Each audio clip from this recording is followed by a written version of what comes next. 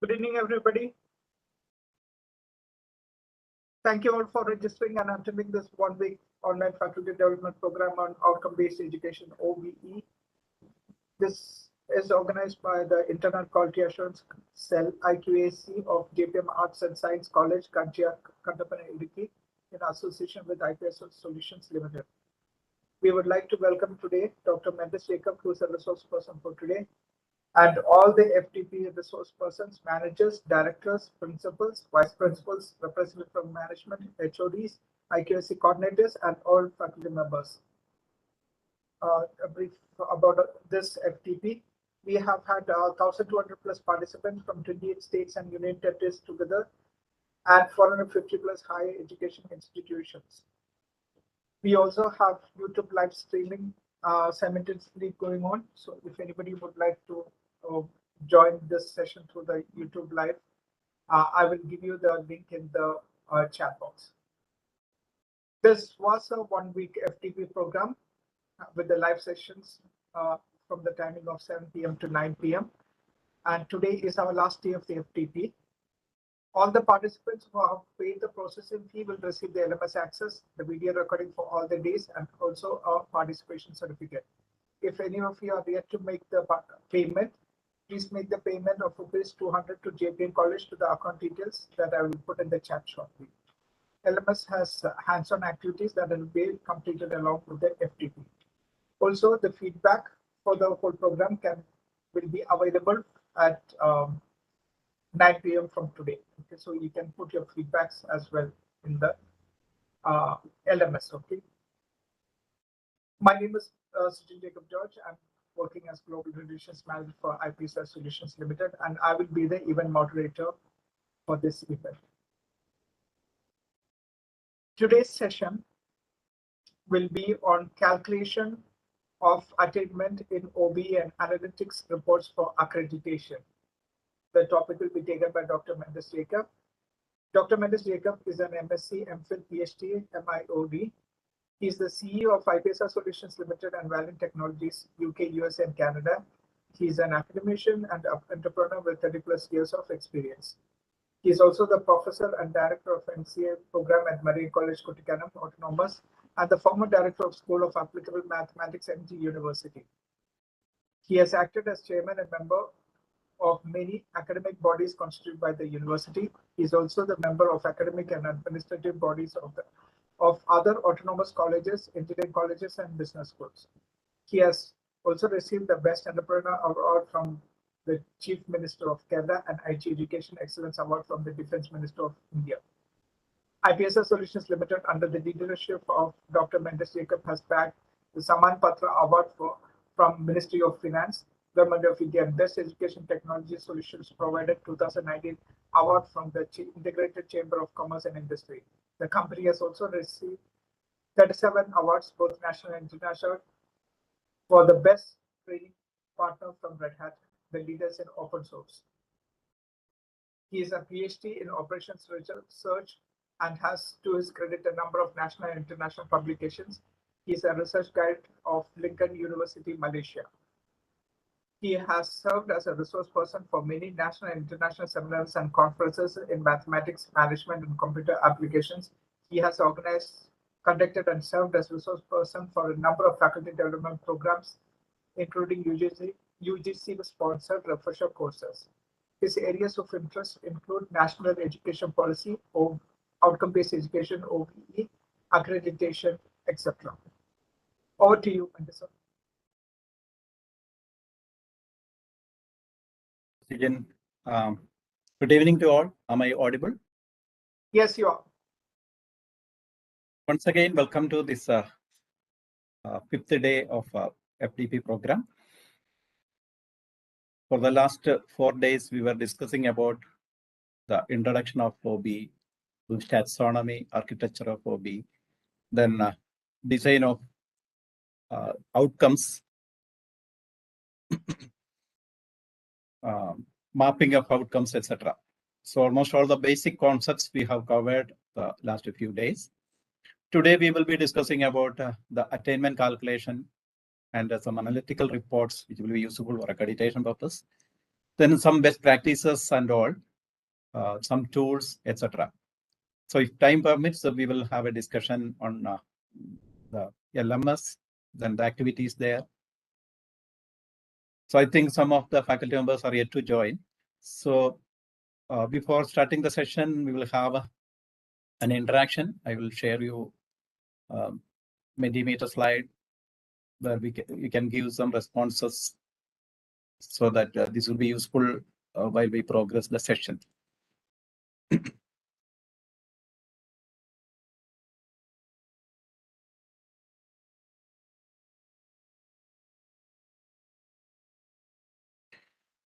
Now I'm sharing a link, the chat box. You can just go through that link and give a response there.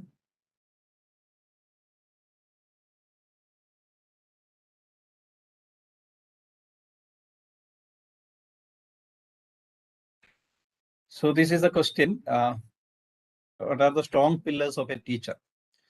This will be useful when we progress the section, like when we discuss about the PO, attainment, etc. So you can go to that link, which is already there in the chat box.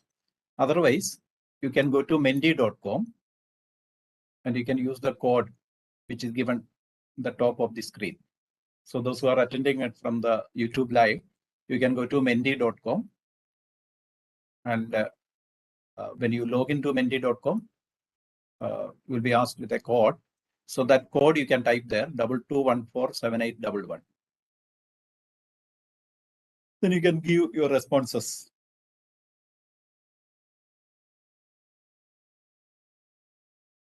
I'm seeing a number here. Actually, what are the strong pillars of a teacher? Yes, it's coming now. Knowledge is one of the strong pillars. Then research, delivering skills. Okay. Management, subject knowledge, tools, attitude, creativity. Yeah. So once again, I repeat for the latecomers, I have shared a link in the chat box. You can go to that link. You can click that link and you can submit your responses there. Give your responses in the Mentimeter. Mentimeter. Don't put it in the chat box. So you can go to that link. I have shared that link once again. You can go and you can give your responses there. Otherwise, you can go to menti.com. Those who have joined from YouTube live, you can go to menti.com and you can type the code 22147811. You can see it in the top of the screen, menti.com and the code. Okay, we have seen many responses.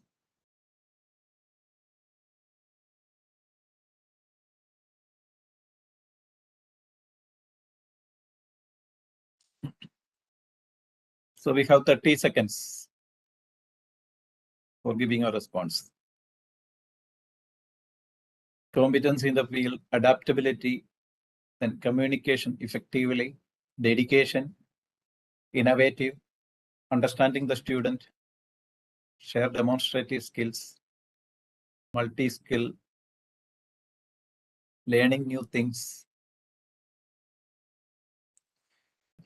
Knowledge is there, communication is there, attitude is there, and many other responses also.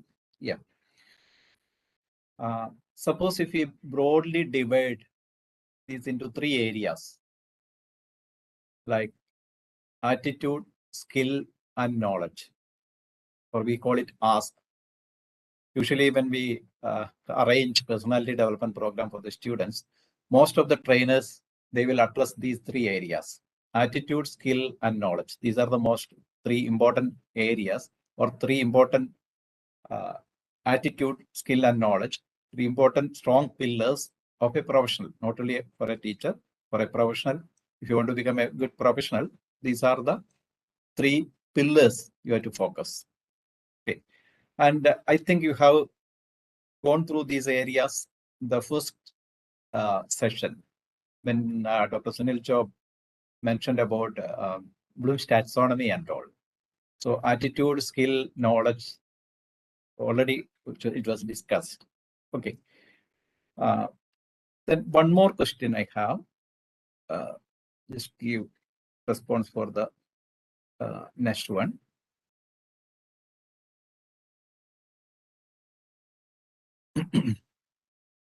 Again, you can go to the same link that's already posted there in the chat box. You can give your responses. So what is the question? Which activities or assessments is more suitable for outcome-based education? Usually you give activities or assignments like this: assignment or seminar, project work, examinations, internship, case study, etc. So a lot of activities we used to give to the students, or some of them are assessments. So which of these activities or assessments are more suitable for implementing outcome-based education? So with your conceptual knowledge now, already you have gone through all these areas. Which all activities or which all tasks or assessments which will help the faculty members or the education institution to implement outcome-based education in a proper way? Okay. You can use the same link, or you can go to menti.com and you can type the code.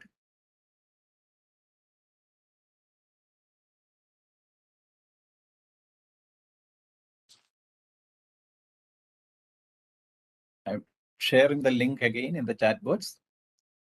You can see the link again in the chat box. You can go to that link and you have the choices there. You can give your response. This will also help you in today's section. And when we discuss about the best practices or the activities which we have to focus when we implement outcome-based education.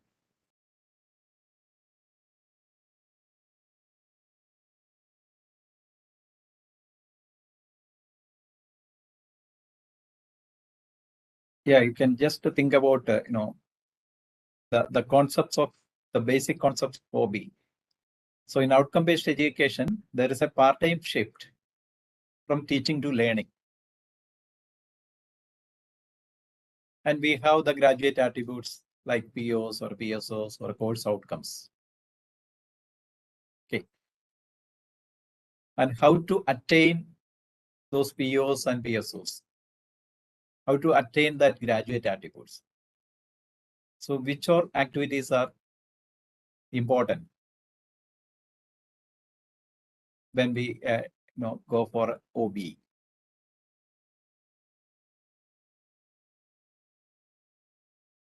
So these are the responses we are receiving. Like, yeah, most of you have voted for project work. Then comes case study. Then comes examinations. Then comes internship. Then comes assignment. And finally, seminar. Okay.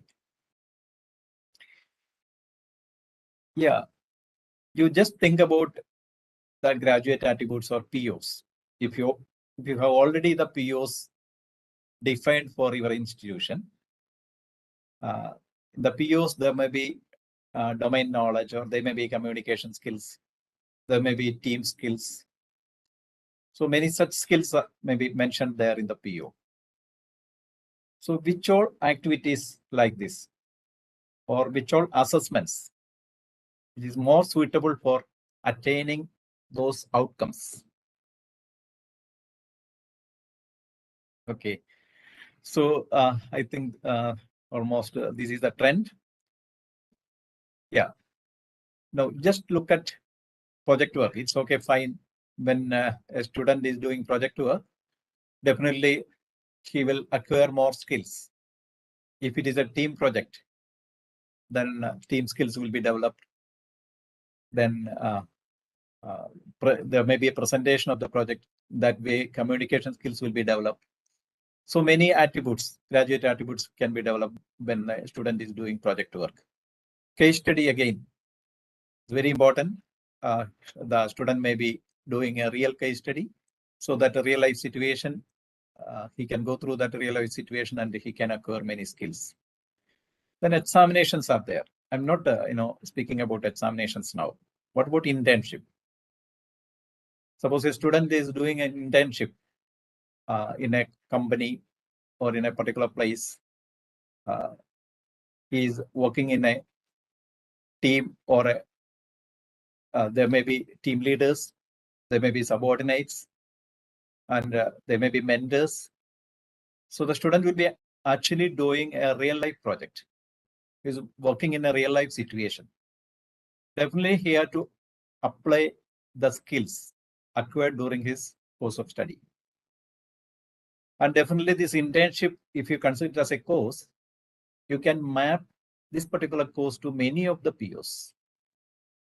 Okay, the same way like assignment. If a student is doing an assignment, again, if he is doing it in a serious way, definitely we can have a rubrics for evaluation of the assignment. And many skills are developed while doing an assignment. The same way seminar. He has to present the topic in front of an audience. Definitely, he will develop some communication skills. Then he has to research on many things. So seminar is also good. And what about examinations? Maybe in the semester examination, the student will be appearing for an examination. Maybe it may be a 3-hour exam. Or if it is an internal exam, he may be completing that exam in 1 hour. So we will be asking some questions. We'll be asking questions based on Bloom's taxonomy, of course. Okay, how can you evaluate a student in 3 hours based on all these, criteria? Like you have defined the course outcomes, you have the PSOs and POs. So whether examinations are better way compared to the other assignments or activities. This is the first time I'm getting a response like this. Now, all the FDPs I used to ask this question, and examination comes in the last position. And all other activities or assignments, maybe project work, the first position, or internship in the second position, like that. Okay, now you can, discuss about this, or you can think about it, whether this is the this is the order or not. Okay. Now I'm leaving it to you. We will just go to one more slide. I think that will be also useful before starting the session. Just see.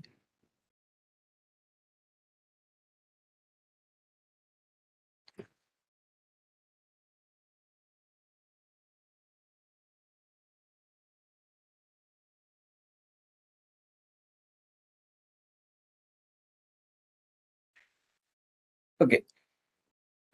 This is another Mentimeter slide. I will copy that link.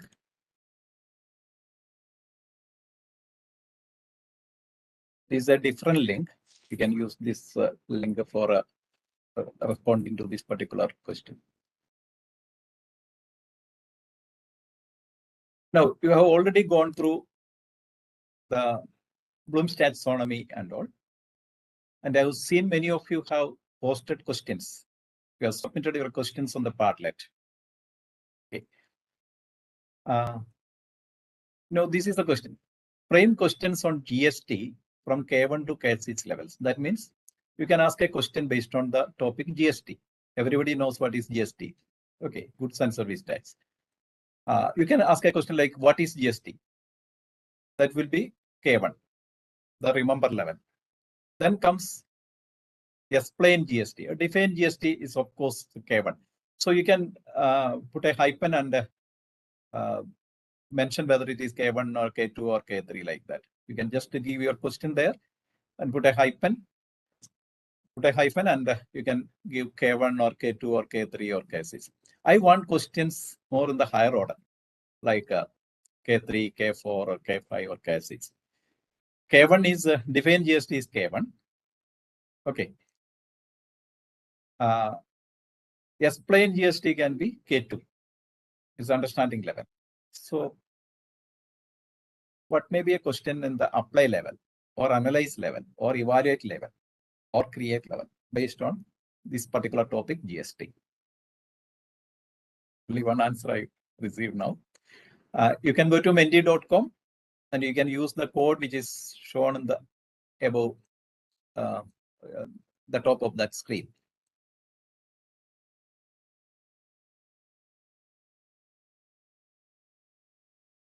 I'm not getting any answers. Okay, yeah. Relate GST and what? So what is that level? You can give. You can mention that level also. Yes, punch GST. Okay, that is only remember level. Is GST burden to common people? Okay. Yeah, that is an analyze level question. We can say. Does GST affect common man? Explain. Okay. You can even say that this is a evaluate level question. What is the significance of GST? So what is the level? You have to mention the level also. Then only calculate the GST to be paid by a customer who have bought. And okay, this can be an apply level question. Compare GST and SGST. Okay. Okay, analyze level. What is the role of GST in tax assessment? Now, please post a question in the create level. Anybody? How does affect common man? Explain. Okay. Create a better system than existing GST in your own words. Case it says very good. So we have a question like create a better system than the existing GST in your own words. That means this particular student has to go through GST and he has to study maybe the VAT system in the UK. In UK it is VAT system, or previously we have the VAT system in India. So he has to analyze different systems and evaluate, the effectiveness or the advantages or pros and cons of all these systems, and he has to create a new GST, new system. Maybe you can call it in a different name. So this is a create level question. Okay. Who is the father of GST concept? K1. That is only the remember level. How to calculate? Okay, maybe an apply level question. What is the impact of GST on the economy? Yeah, maybe it's an analyze level question. So very interesting questions we are getting. But in the Padlet, most of the faculty members we have posted questions, and most of the questions are in the lower order taxonomy levels. What are the advantages? Okay, very good. Analyze if GST will improve the economy. A4, okay. Compute GST on some domain. A4, explain GST. Investment on clothing sector. Okay. Yeah, we are getting very good responses. So, okay, define GST, list features of GST. When you go to restaurant, if you are charged 500, how much will be GST K3? Okay, good. Okay, thank you for your responses. I will, because of, I think, because of time constraint, I'm leaving it to you. And one more slide, I will share one more slide. Just a statement. We can frame questions on create level for semester and exams. What is your opinion?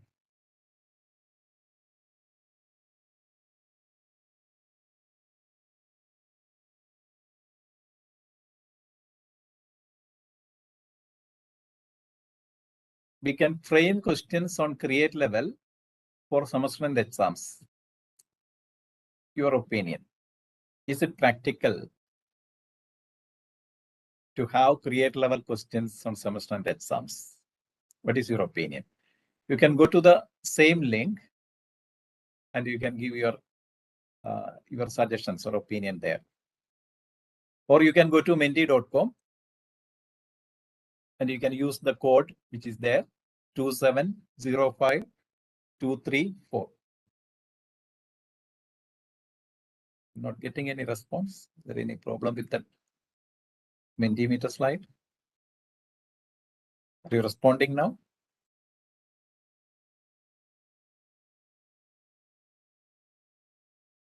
You can just go to that slide.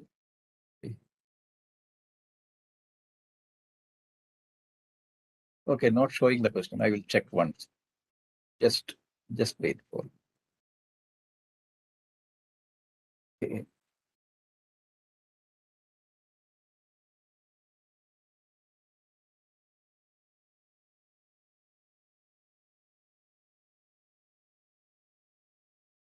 It is there now. Where? I will share that link once more. Okay. And you can type the code 2705234. So we are getting more yes answers. That means you can create, you can frame questions on create level, and you can have it in the semester and exams. You know, there are some no's. Yeah. It could be possible for practical subjects only. For theory subjects, we need at least understanding level. Yes, for postgraduate level. It would be difficult in biological sciences. Yeah. Yes, since it involves good amount of thinking on part of students, it needs to be in a limited percentage. It depends on the subject also. Yes, but maybe 1 or 2 for PG students. Yeah. Okay.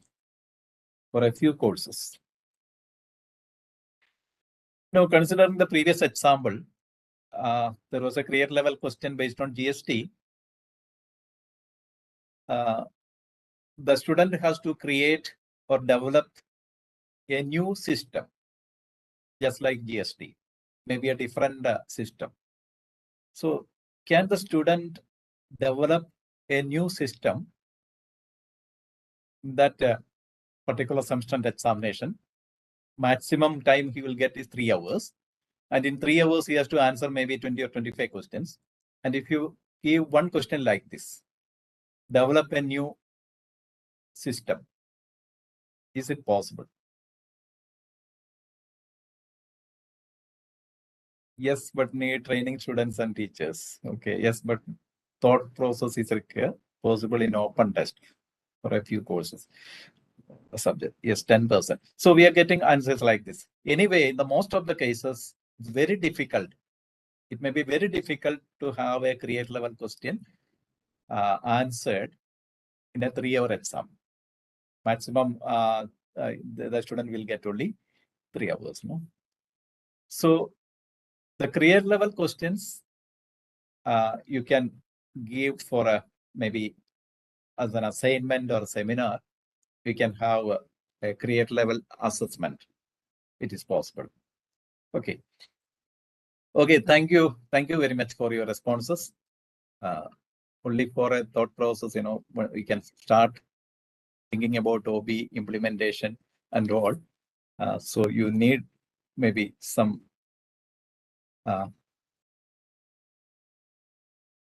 some thought process like this. I think I did. Yeah. So now we will start with today's session. Thank you very much for your responses. Later on, you can continue your thinking process.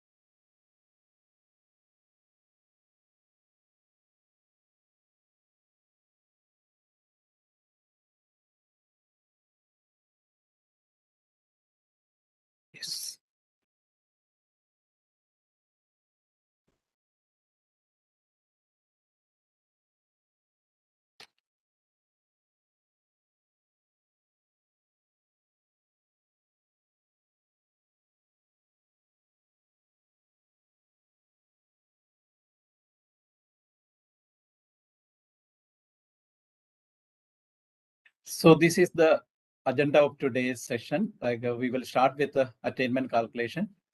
Then we will discuss about some analytical reports for accreditation purpose. Then tools and best practices. If time permits, we will discuss again about some tools, some best practices. Already we have discussed about some best practices, like, when we are implementing OB, it's better to have some task or assignments like project work or internship. You can include more activities like that other than the examinations.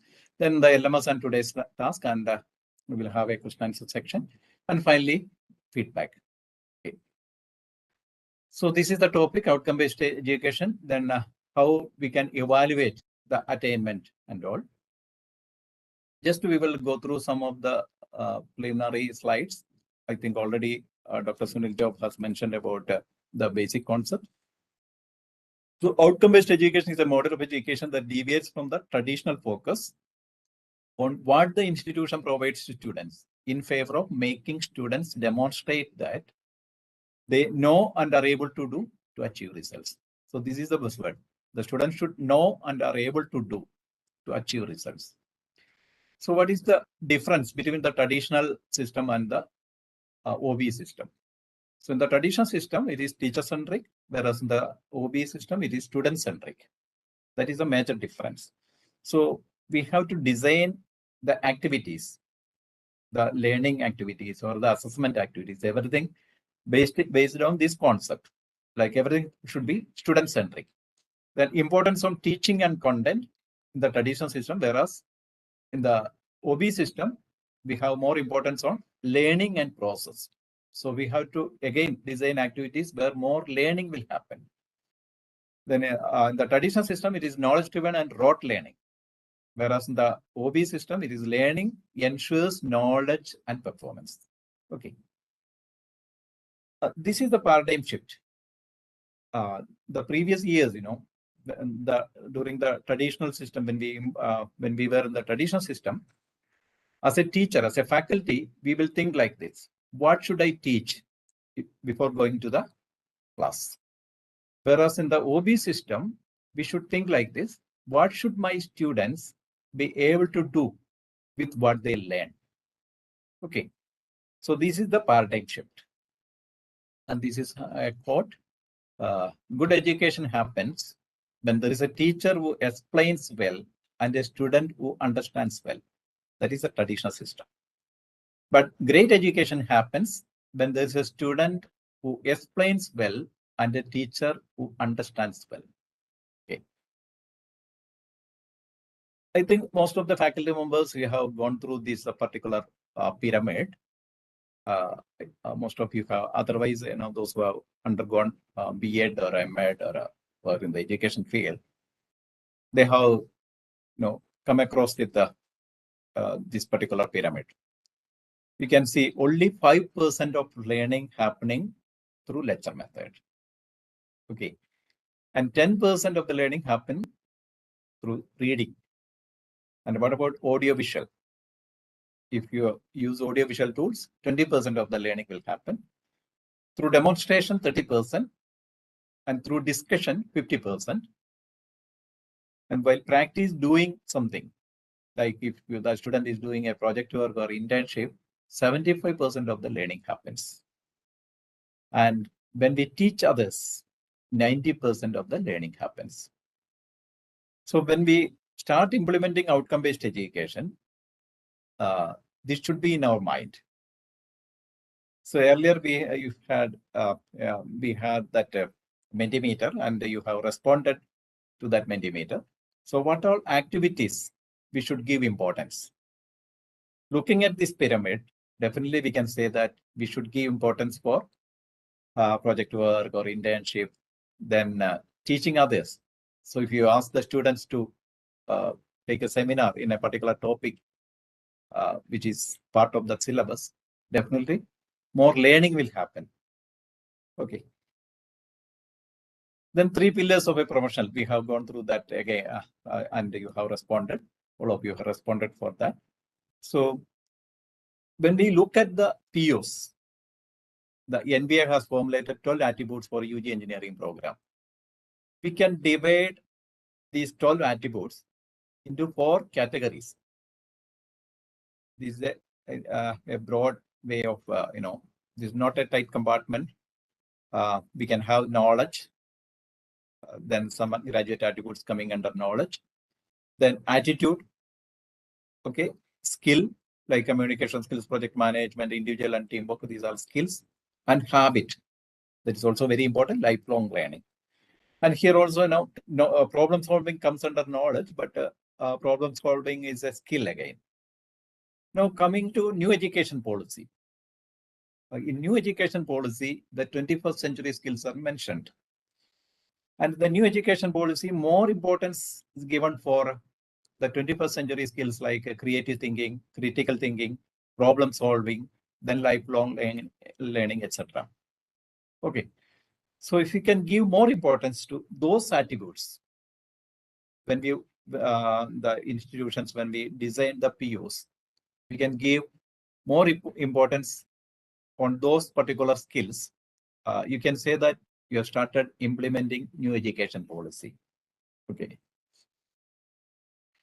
Now coming to the today's session, this should be the outcome of our section, the first session. That means at the end of this session, we should be able to calculate the attainment of POs. So this is an example of some graduate attributes. I have chosen some graduate attributes. And the attainment calculation of these graduate attributes is already done. So if you can provide the student with a progress report like this. This is out of scale, this is a 3-point scale, like means out of 3, the disciplinary knowledge of that particular student is 2.3. Okay, communication skills 1.8. It's only an example. So for every student, if you can provide a progress report like this, based on the graduate attributes we have chosen, this is the completion of our OB implementation, we can say. Okay. Now, how to calculate the POs, the COs and PSOs? I will just demonstrate with an example. Suppose, consider this example where we have 9 POs. These are the POs of our college, Marian College. We have 9 POs, starting with the domain knowledge and communicative competencies there, proficiency in using modern technologies. And finally, we have the self-directed and lifelong learning. And teamwork is already there. So these are the 9 POs we have selected. This is an example of a program-specific outcome for a BCA program. I have taken this from the website of some particular institution.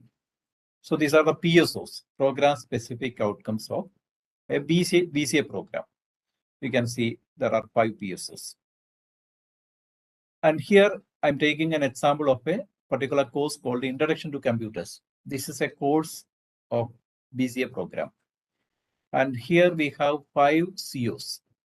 Starting from the first CO, identify the parts of the computer system. That is the first course outcome. And you can see the code, CO 101, maybe the course code 101.1. That is the first CO. So these are the course outcomes. There are 5 course outcomes. So this is only an example for the demo purpose.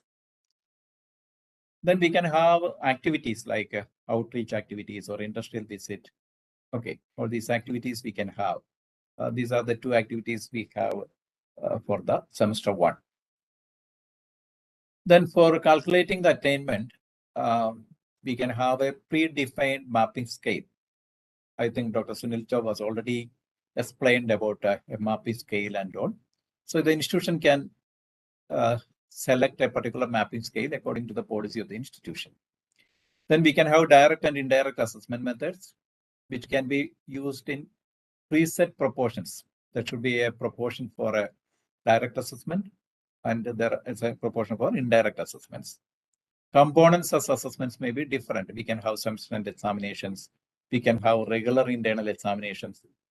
other innovative continuous assessments for activities or events. If you are conducting an event, that also can be an activity or assessment, which you can bring to the calculation of attainment. Personality assessments you can have. Then we can have a class test or a MOOC learning. You can ask the students to go for a SWAYAM course or an online course. And many such things like if you have a learning management system, you can create a course there, question banks, then real-time classroom activities, aptitude assessment portal. These are all best practices. Like, you can develop an aptitude question bank. You can have a model LMS, and you can, with the support of the students, you can ask the students to frame questions in the aptitude level, and you can ask them to upload into the Moodle, or a faculty can monitor it, so that you can have a question bank out of the aptitude questions, and you can ask the students to practice it. Quizzes and surveys, gamification elements, many things like that you can include. And the questions in semester examination get mapped to different CEOs. If you are a university or an autonomous college, you can map each and every questions, even in the semester examinations, to different CEOs. And definitely you can upload the marks for the individual questions for each of the individual students. But for affiliated colleges, it is not possible. We can have some other method there. Then other components may wholly or at rubric level get mapped to different outcomes. COs are in turn mapped to POs and PSOs. Already you have seen that mapping process. Then general activities may also be mapped to POs and PSOs. CO attainments can be tabulated at the end of each semester based on student scores. At the end of the program tenure, PO and PSO attainments can be calculated. So this is the method. Now, as mentioned earlier, there can be a mapping scale. So that depends on the institution. This is an example of a particular mapping scale. See, zero weightage if the scoring is 0%. Then attainment is low, or weightage is 1 if the student scores in between 1 to 50% mark or grade or whatever it can be. Then weightage 2, moderate level, 51 to 70%. Weightage 3, significant, 71 to 100%. I think already you have gone through these mapping scales. Then there's a COPO mapping that also you have gone through the mapping yesterday. This is an example where we have 5 COs and 4 activities.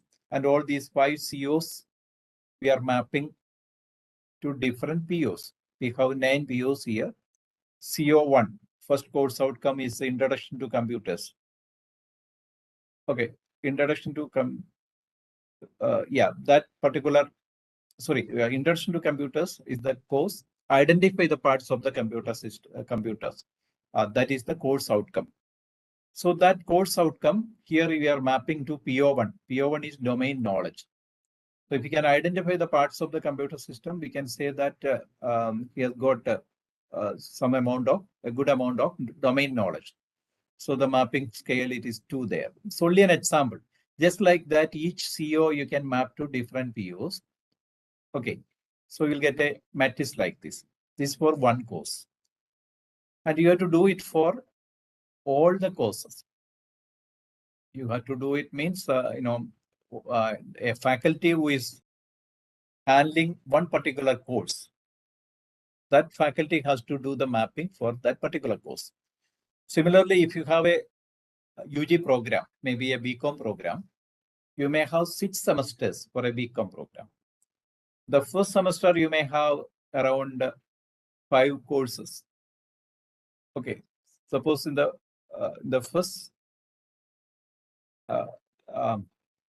semester, if you have 5 courses, and each course has got 5 course outcomes, then 5 into 5, you will have 25 course outcomes in the first semester.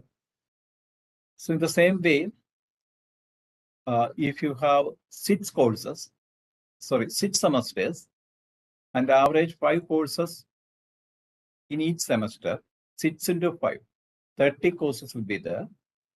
30 into 5, That means 150 course outcomes will be there. So all these course outcomes will be there in the first column. Okay. So when we start with the first semester, you will have 5 courses. Suppose 5 courses are there. So each faculty who is handling that particular course has to map that course outcomes of that particular course to different POs and PSOs like this. So at the end of the program, you will get a matrix like this. This will be a sample program matrix for OBE. Okay. So in each column, you can see each column represents the POs and PSOs. And some of the columns may not be properly represented by COs. In that case, you can have some add-on courses, or even you can have value-added courses, so that you can have course outcomes for those particular add-on courses and value-added courses, which can also be mapped to POs and PSOs, so that sufficient representation for each and PO and PSOs can be there in the program matrix. So once if you map all these things, you are initiating the process of OBE implementation. So that is the first step you have to do. Again, a CO-linked assessment plan you have to design. A CO-linked assessment plan. This is a simple example. Like we have different activities or assessment methods like seminar, assignment, or video presentation, or group activity, news analysis. Suppose we have 3 internal examinations. Then we have attendance. If we are giving attendance, mark for attendance. Then final exam. Okay. This is an example where we have 60% of the marks for the semester exam and the remaining 40% mark for the continuous assessment. So 60-40 is the ratio here. 40 marks divided among the continuous assessment activities and 60 marks for the final exam. This is only an example, and this is only a simple example for understanding the process of attainment calculation. Okay. So for the seminar, suppose we have 4 marks. Okay. And in this case, that particular seminar is fully mapped to CO1. That means based on the course outcome number 1, we have given the seminar. And assignment 3.5 marks, and it is mapped to CO2. Video presentation 4 marks is mapped to CO3. Group activity 3.5 marks, which is mapped to CO2 and CO4. So based on the topics which is mapped to CO2 and CO4, we have defined that group activity. Similar way, we have exam 1, exam 2, exam 3, and you can see for final exam, 60 marks are there, and all the course outcomes are there. And this final exam, we may have 20 or 25 questions, and entire syllabus will be covered in the final exam, so that some of the questions will be mapped to different COs. Okay. So this CO-linked assessment plan. So the faculty members, they have to design a CO-linked assessment plan during the start of your semester, the course. Okay. Then how we will calculate the attainment? I will show you the attainment calculation of a particular student 𝐿s. Okay. Now we have the CO-linked assessment plan. Now we conduct the assessments. Suppose the student 𝐿s score 40% mark for seminar. 40% mark. Out of 4, he is scoring 40% mark. So his attainment is 1, or low attainment, because 40 means it comes under 1 to 50%.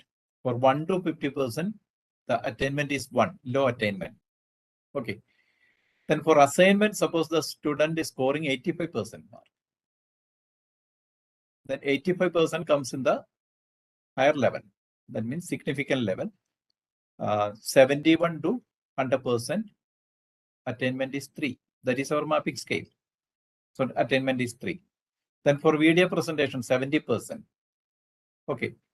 From 51 to 70%, the mapping strength is 2.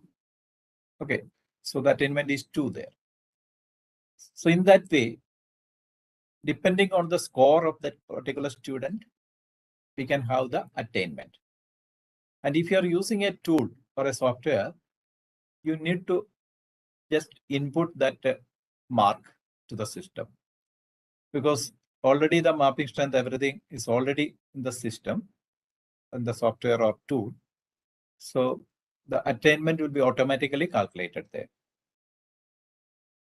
Now we are calculating the attainment of only the continuous assessments. The final exam we will see later. Okay. Now how we will calculate the attainment of COs, we student H.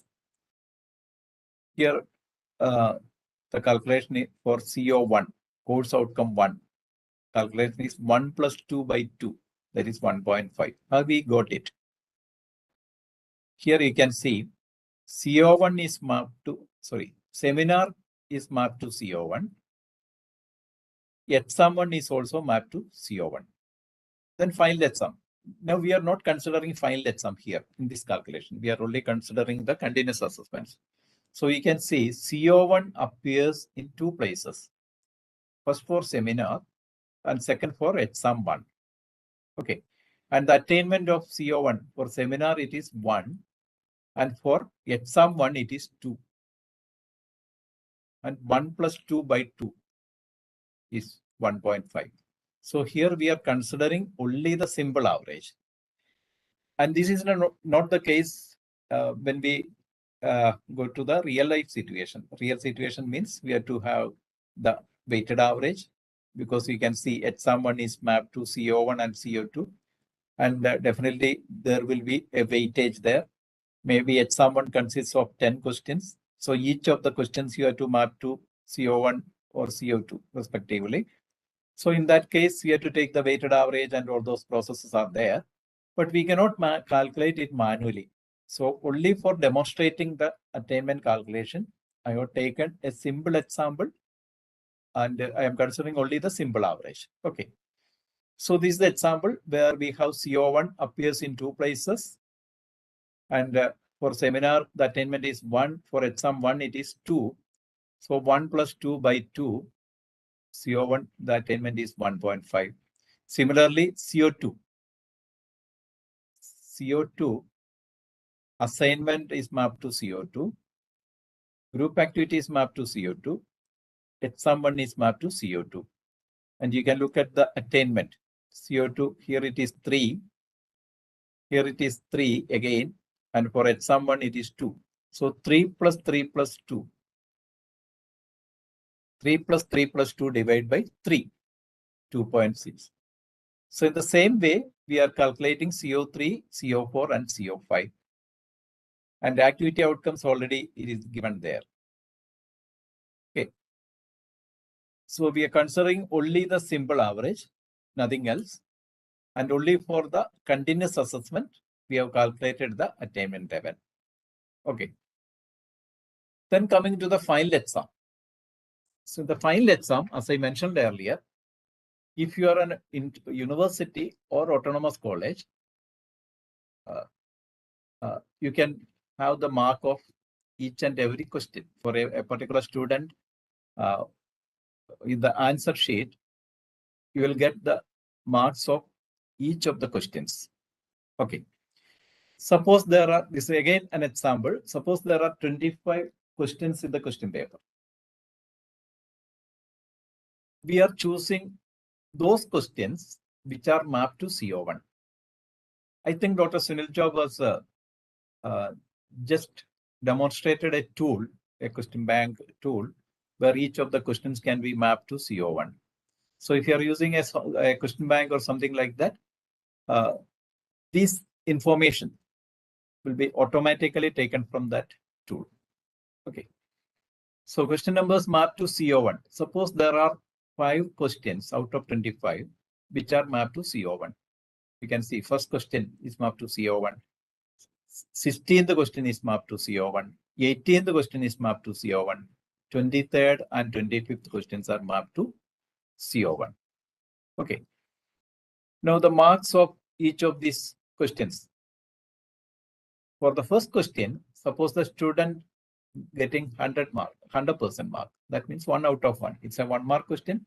So the student is getting full mark for the first question. That means the question level attainment is 3. 100% mark means the question level attainment is 3. Yeah, I will explain what is weightage later. Okay. For 16th question, again, 1.5 out of 2. That means 75%. So the attainment is 3. 18th question, which is mapped to CO1, here the student is scoring only 50%. So the attainment is only 1. Then 23rd question, 3 out of 5, 60%. Attainment is 2. From 51 to 70%, attainment is 2. And 25th question, 2 out of 5, it's only 40%. So the attainment is 1. Now, the last column, you're seeing a weightage. So what is that weightage? The question number 1 is mapped to CO1 with a weightage 2. Okay, already you have seen each questions can be mapped to COs with a weightage. Suppose the CO is an apply level CO. And suppose the question is an understand level. Okay. Then the mapping strength will not be 3. The mapping strength can be 2. So each of the questions is already mapped to different COs based on the mapping strength. So that is the weightage given in the last column.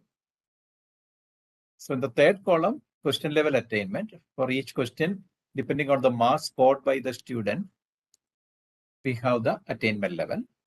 And the weightage is the mapping strength of that particular question to the different COs. And here the CO1 attainment we have calculated. And here we have calculated the weighted average because we have considered that mapping strength also. Okay. So this is the weighted average. So we got 2.09. This is the CO1 attainment for the final examination for one particular student. Okay. So the in continuous assessments we have already calculated. Is it okay, or should I explain once more?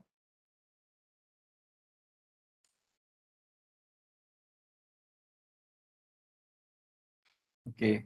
Alumni survey, definitely I will explain at the end of the session. I think this is okay, no? Yeah, it's clear. Okay. Okay. Weightage again. Okay, okay. Last column. Yeah. The last column means, I think during the session on mapping, Dr. Sunil Job has mentioned about mapping of questions to different COs. Mapping of questions, each and every question you can map to COs. So suppose a question is starting with the Bloom's taxonomy level 1 or 2. That means understand level question. Suppose it's an understand level question. And suppose the CO is an apply level question. Suppose the question number 1 is an understand level question, and the CO1 you start with the verb apply, or it's an apply level CO. Then definitely you cannot map question 1 to CO1 with a mapping strength 3. That is the highest strength. So in that case, you may be giving the weightage as 2. Or if it is a Romer level question, you can give the mapping as 1 or something like that. So that is the weightage given in the last column. So each question, while framing the questions, we are mapping that question to different COs. So here to CO1. So this is the mapping strength of the question to the CO. Whereas the third column is the score of the student. Depending on the score, the attainment is given there. So that is the difference between these two columns. Okay. Now we have calculated the attainment of CO1 in the continuous assessments and for the final exam. Okay. Now, sorry. Here, the ratio between final exam and continuous assessment is 60-40. That means 60% weightage for a final exam and only 40% weightage for continuous assessment. Now, for calculating the attainment level, you can change that ratio, that proportion. Because, as mentioned earlier, like when we are implementing outcome-based education, we have to give more importance for continuous assessments like projects, internships, etc. So through continuous assessments, we can assess a student. We can assess a student based on the outcomes. So if we can give more importance to continuous assessment, your attainment calculation will be more realistic. Okay, so you can change that ratio. In this case, I am considering 80% for continuous assessment and 20% for only 20% for final exam. This is only for calculating the attainment level of outcomes. This will not appear in the mark list.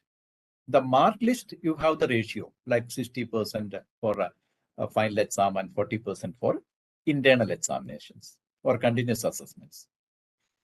Okay, so only for calculating the attainment of outcomes, I'm considering a different ratio. So here 80% weightage I'm giving for continuous assessment and 20% for final exam. So you have already calculated the attainment level for course outcome 1 for continuous assessment, that is 1.5, and for final exam 2.9. So according to this ratio, the CO attainment, we can calculate that. It's a weighted average again. Okay.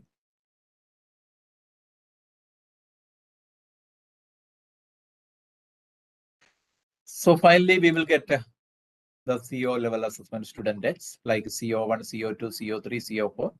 For each 5 COs, it's only a demo purpose. We have calculated the CO1, CO2, CO3, CO4, and CO5. Then comes the indirect assessment. Okay, suppose we are conducting a survey. At the end of each course, you have to conduct a survey. That can be a course and survey. At the end of the program, you can conduct a survey. Okay. So at the end of the semester, we may be conducting survey for a different course outcomes. So this is a survey conducted for a particular student X, and he responded like this. According to this particular student, his attainment level for CO1 is 2. CO2 it is 2 again, CO3 is 3. Okay. And we are incorporating that indirect assessment again for calculating the attainment, final calculation. Here I am giving 20% weightage for indirect assessment and 80% for direct assessment. And in most of the institutions, they will give only 10% weightage for indirect assessment. That is also fine. Okay, this is only an example where I am giving 20% weightage. So you can give 10% weightage for a indirect assessment and 90% weightage for direct assessment. And finally, we will get the attainment calculation like this. So what are direct assessments and what are indirect assessments? Direct assessments are those assessments or activities conducted in the college by the faculty or even outside the college by the faculty members. Whereas indirect assessment means those assessments or activities conducted outside the college or by a third party. For example, if the students have gone for an industrial visit, and if you ask the industry people there to assess the students based on some criteria, that is an indirect assessment because that assessment is done by a third party or from the industry. That can also comes under the indirect assessment. So in that way, we can calculate the CO attainment of a particular student X. Now, we have to calculate the CO attainment for 60 students. If we have 60 students in the batch, we have to calculate the attainment level of each of the student for all the 5 course outcomes. Maybe this is not possible manually. So you have to use some tools, then only you can calculate like this. So if you are using a tool, you can have the CO-linked assessment plan. You can have the different activities you can design. And at the time of conducting that activity or assessment, you can just input your marks into the tool so that everything will be calculated there. Okay. Then we can have more analytics like this, percentage of students attaining more than 60% level. So number of students above 1.8 into 100 by 60. Out of 3, 1.8 is the 60% level. So you can also calculate percentage of students attaining more than 80%. Okay, like that. The same way we have to calculate the attainment level of PO and PSOs. Attainment calculation of PO and PSOs. Already we have the mapping. That matrix is already there. That means all the COs we have mapped to different POs and PSOs. So the mapping strength is already there. Suppose we have calculated CO1. The value is 2.12. Okay. And 2 is the mapping strength. That means CO1 is mapped to PO1 with a strength of 2. Then CO2 is mapped to PO1. The mapping strength is 3. Again, CO3 is the mapping strength is 1. Similarly, each of the COs is already there. Mapping strength is there. Now you have calculated the attainment of each of the COs. So you can calculate the weighted average. That will be the attainment of PO1. So the last row, you will get the PO attainment. And again, I will tell you this is not possible manually because a lot of calculations are there. But this is only for one student. For each student, we have to calculate like that. So PO attainment levels could be based on attainment levels of direct assessment and indirect assessment. Here also we can give the weightages, like for direct assessment, if you are giving 20% weightage, sorry, 80% weightage. And for indirect assessment, if you are giving 20% weightage, finally you will get a final attainment like this. So only an example again, 2.32 is the attainment calculation of this for the PO1, that is the domain knowledge. Okay. So similarly for every PO we can calculate, and if there are 60 students, we can calculate the PO attainment and PSO attainment for all the 60 students, and you can have a table like this. Okay. And more analytics on PO and PSO like this. We can check how many students are there. If you are putting a target like this, I will demonstrate a tool where you can understand more on this, or how we will fix the target and all. Okay. Then average attainment level with respect to POs and PSOs for every outgoing batch with percentage of students above various level of attainment. So these are the institution level evaluation we can do. Alumni survey, we can conduct an alumni survey, survey from the students who have passed out of the institution at least during the last 5 years in terms of POs and PSOs. We can conduct a alumni survey like that. And based on that alumni survey and employer survey, we can also conduct a survey. Survey is just a feedback. We can have a feedback. You can ask the employer or alumni to give feedback on the various graduate attributes or PSOs, so that you can identify the gap and you can formulate action plans. Okay.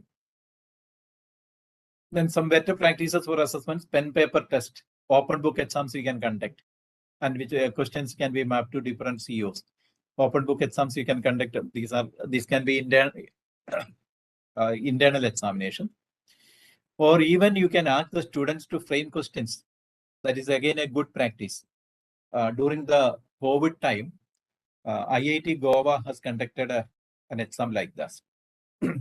They asked every student to frame questions,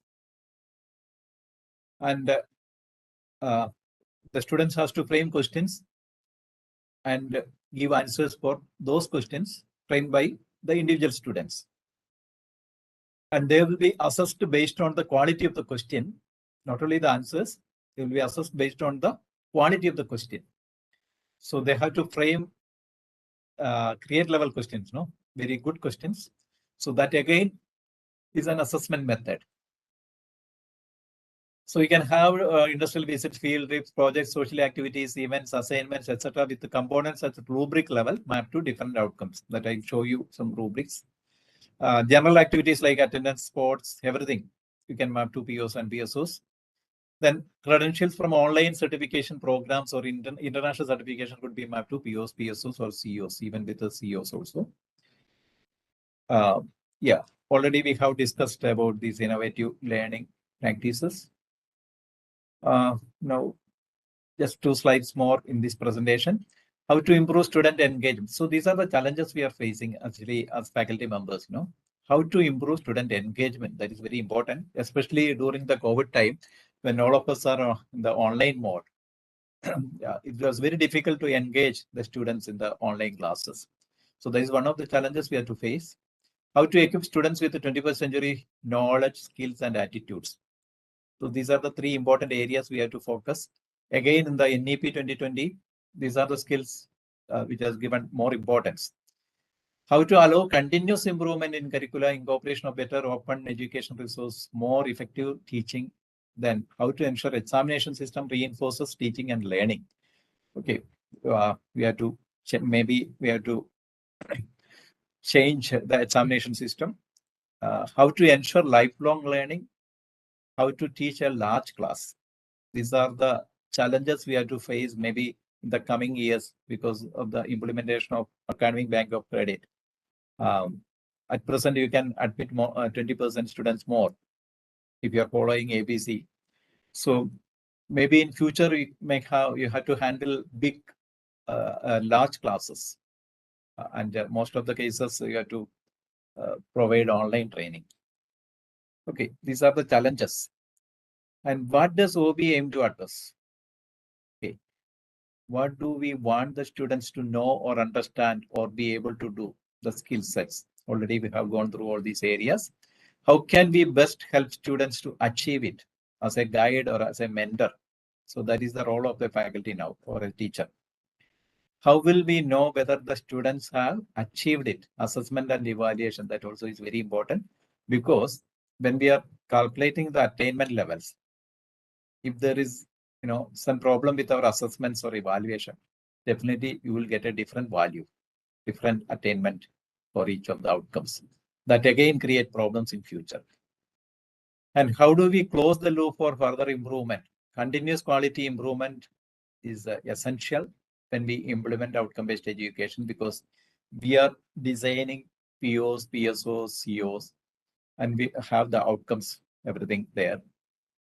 We conduct many activities or assessments. And at the end of the program, we are calculating the attainment level. Okay. Then finally, the problem is when the students go out, perhaps they may be working in different companies or different countries. So what is the gap in the attainment level of their course outcomes? They will realize it only when they start working. So when we go to them, when we conduct alumni survey or discussions with the industry, we have to identify the gap and we have to come again. We have to close the loop. Okay. So this is the process of OB. And we have seen, the basic concepts, the attainment calculation and everything.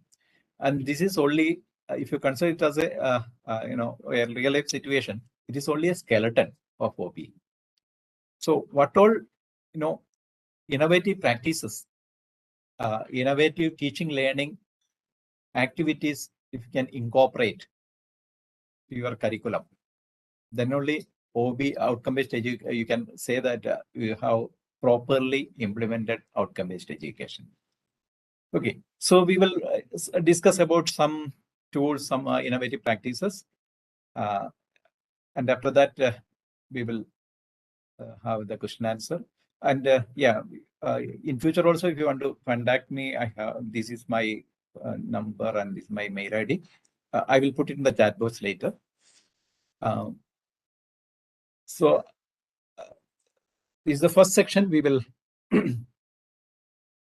end up with this first section. We will pass on to the next one. That is a tool. I can give you an idea about a tool.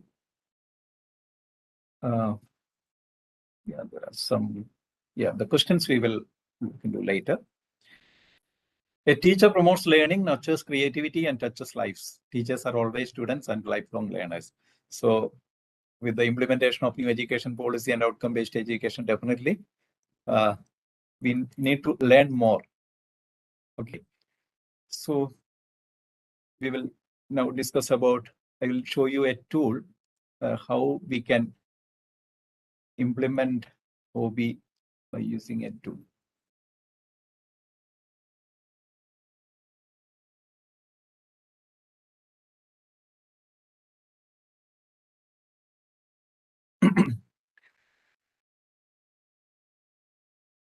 This is a tool we have developed, and this is implemented in many of the institutions. And I will show you the analytics report and all those things, while we are going for accreditation and all. This is the login.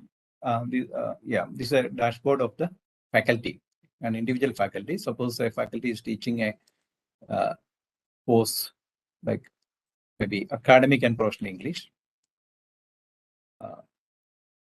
This is a process. We have to define the outcomes, course outcomes. If it is already defined, you have to upload these course outcomes to the tool. And we can mention about the target also.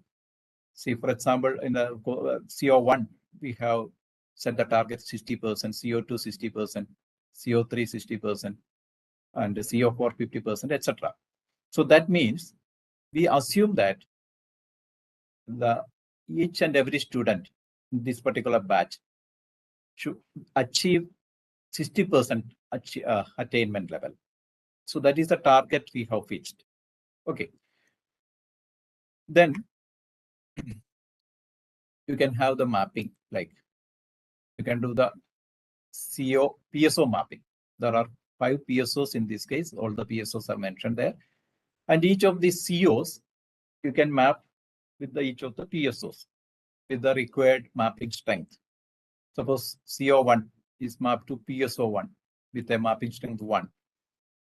Okay. You can have an Excel sheet and you can map it and you can upload that. It's very simple. The same way we can have the CO-PO mapping. You can do the CO-PO mapping. It will take maybe half an hour or 1 hour for all these initial activities, mapping and all. And after the mapping process, you will get a summary like this. You can have a PO distribution, how the PO is distributed. Like you can see, for example, sustainability values is a PO, and only 2 COs, CO5 and CO2 are mapped to this particular PO. So in that case, if there is no proper representation of the COs, you can add maybe one more course, or maybe you can have an add-on course or value-added course for meeting the requirement of this PO. So in that way, you can fill the gap. Okay. Now, the most important part is the components. Okay. So we are conducting internal exams. We are conducting some strength exams. And if you are using a tool, again, like a question bank, it's an automated question bank, that you might have added the questions like this. So this is a question is there. What is GST? That is a question. And the taxonomy level is already mapped there, remember level. And it's a 1-mark question. And it's already mapped to the COs there. It's already mapped to 2 COs. And this is the weightage, mapping strength of this particular question to the COs.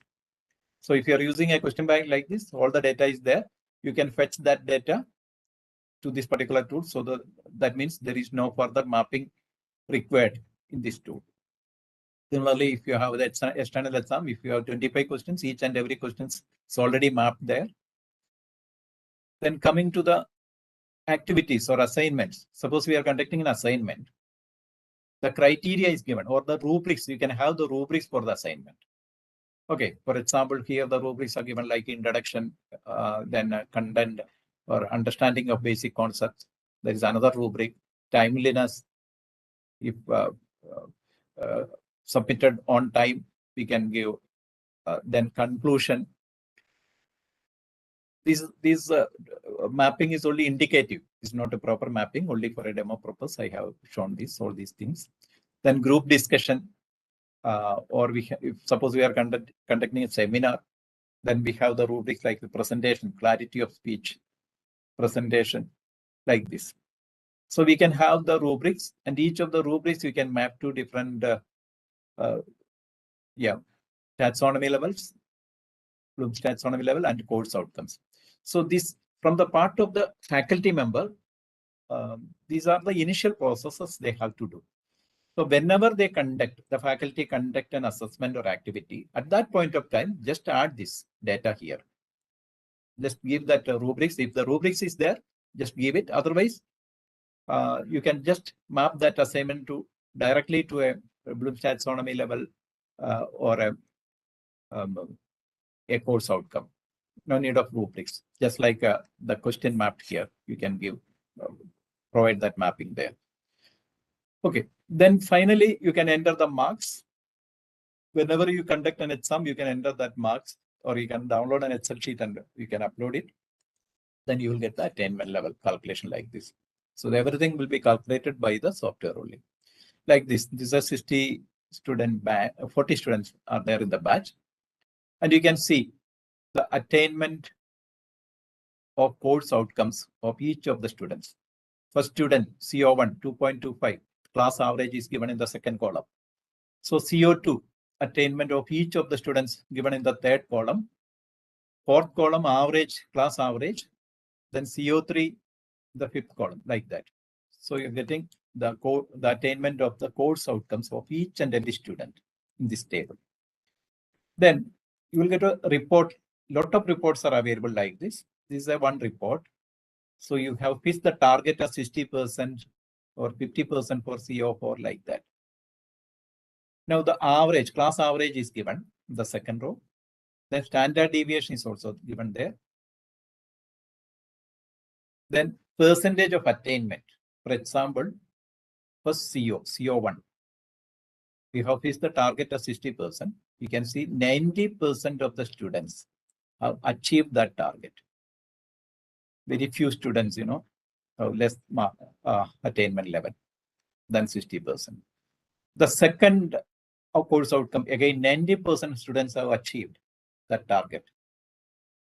But in the third course outcome, CO3, you can see only 17.5% of the students have achieved that 60% target.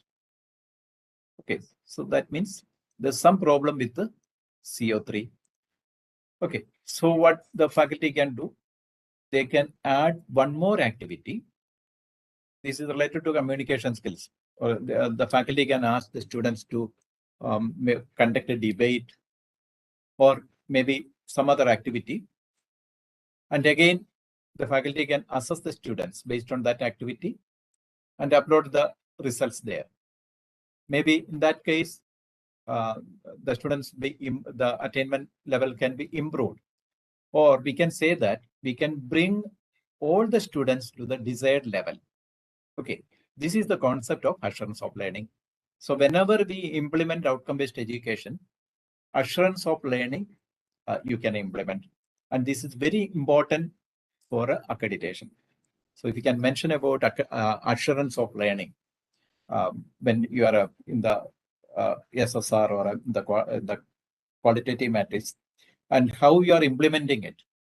You have the analytics.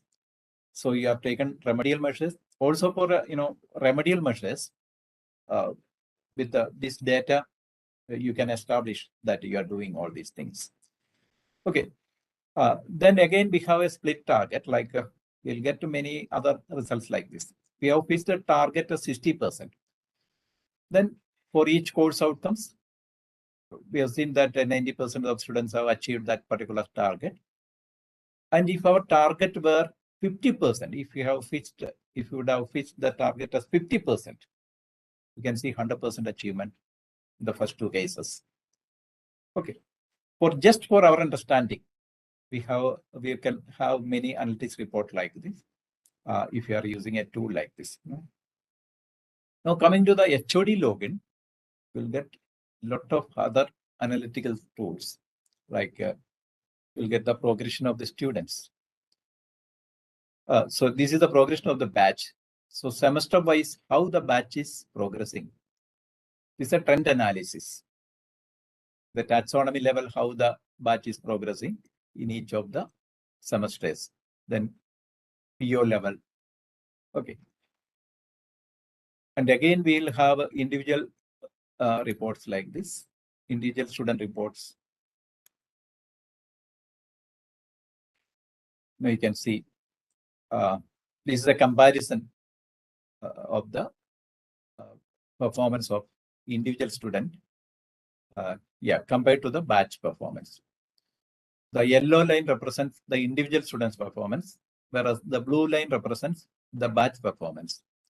So you can see the individual student performance is comparatively less compared to the batch performance. So during PTA meetings, you can convince the parents, and even to the students, with the data, if we can convince them, it's easy. Yeah. So these are the progression reports we can have like this. And even we can have the comparison between semesters. This is the comparison of the performance of a particular student in the second semester compared to the first semester. You can see some downward trend in between. And if you can go to the third semester, see more downward trends are there. That means something happened to this particular student. Maybe he has some personal problems, maybe family problems, or he has some problems with some particular subjects in that semester. So we'll get an outlier report out of these. And you can also identify slow learners and advanced learners using these reports. Slow learners, advanced learners, all these reports are available.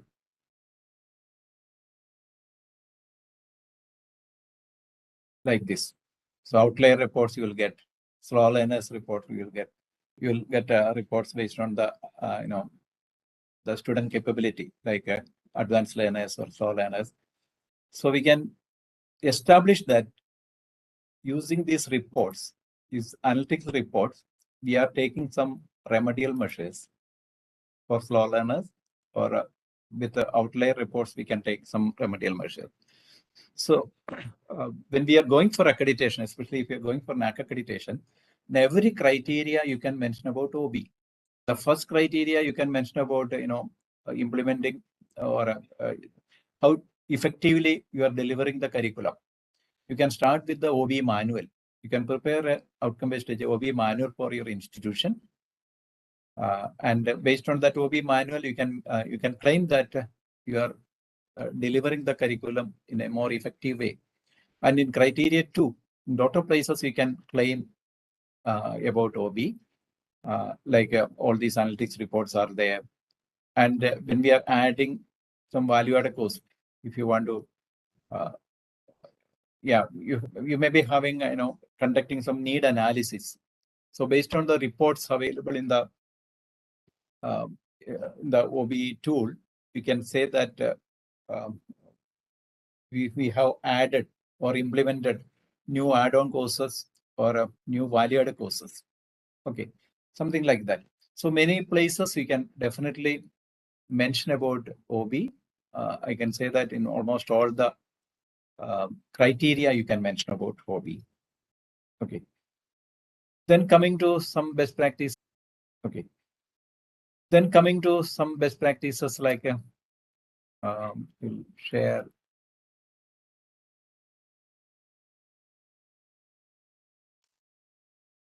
Just 1 minute.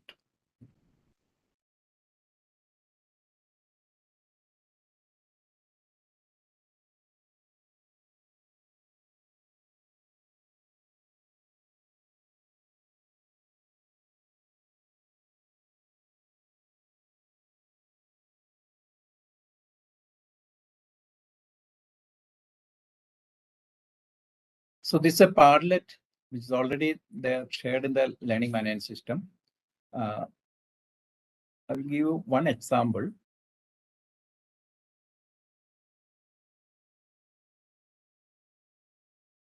So I'm teaching operational research and graph theory for MCA students.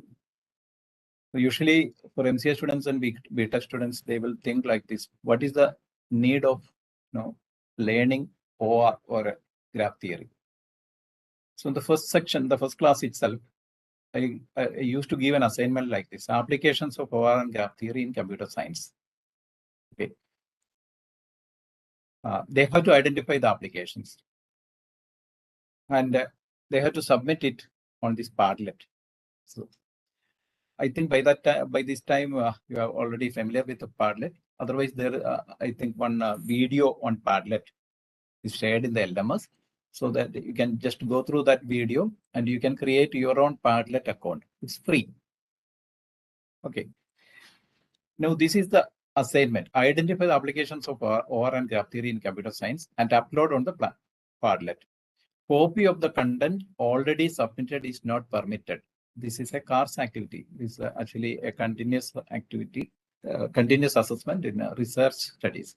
Like they have to do a research, they have to search on internet or different literature. They have to study, and they have to upload the content on the Padlet. This task I used to give during my class. So this task I have given in the class, and I completed my session at 1:30 p.m. And from 2:30 p.m. onwards, I'm receiving the submissions in the Padlet. See, I have given 1 month for the students to upload their content. But the same day, by 10 p.m., 10 o'clock in the night, I have received the assignment from all the 60 students. You can see. See, what is the problem? Here I have mentioned one condition. You cannot copy the content already provided, already uploaded or submitted by a particular student. So that the first student will post, submitted this one. And the second student, those who are submitting after that, they cannot copy this content. So that they have to identify a different content. So usually what happens, when we give assignments, the last day they will submit the assignment, and many of the submitted assignments will be the copy of the same submitted by some other student. So here that copying is not possible. So this is an automatic check.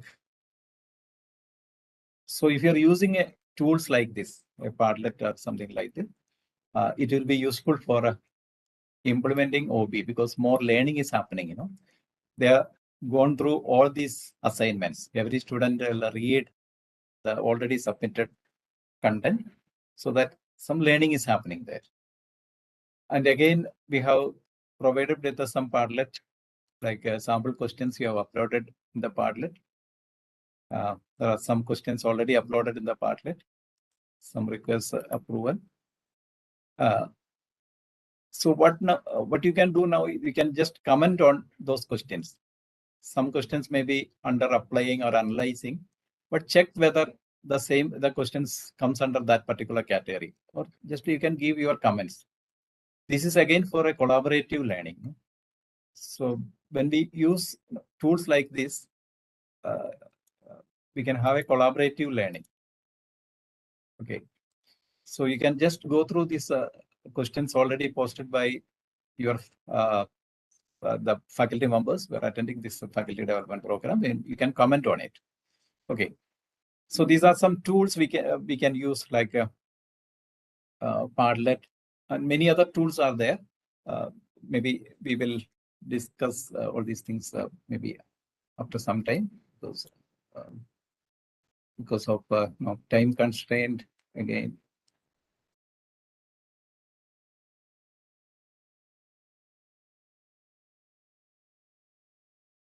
Yeah, I'll share the LMS also. And today we have a task. Hope my screen is visible. Yeah. Yeah, this is the LMS. There is a button, newsletter subscription. If you can subscribe that newsletter, that is a LinkedIn newsletter. We used to, publish articles based on new education policy and OB, that newsletter. Okay. There is a doubt clearance forum. I think some of the faculty members, you have already submitted some questions, there. So again, I will tell you, this is a platform for collaborative learning. You can reply for the queries. Okay. You can reply for each of the queries there, so that you will also learn more things. And there is a research forum. Yeah, lot of submissions are there. And this research is based on innovative learning and assessment methods. So many of the faculty members, they have already submitted some innovative learning and assessment methods. So you can just go through those articles published by your fellow faculty members. And some good articles, we are also planning to publish it through our blog or somewhere, so that many other people will get benefited. So you just go through those articles, please. And you can again comment on those articles if required. Then we have the other activities already explained about different activities. We have the workshop activity. We have the Padlet already embedded in the LMS, so that you can see.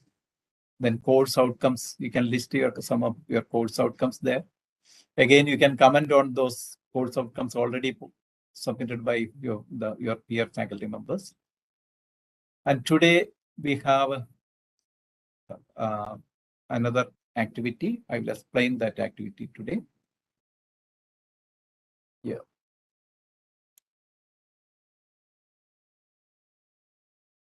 So this is today's activity. You can download that Excel sheet from the LMS.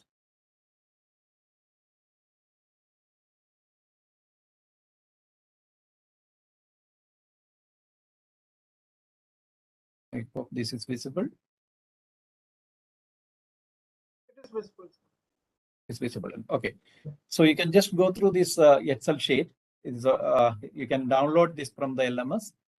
Yeah. Now, what you can do is, So 1 second.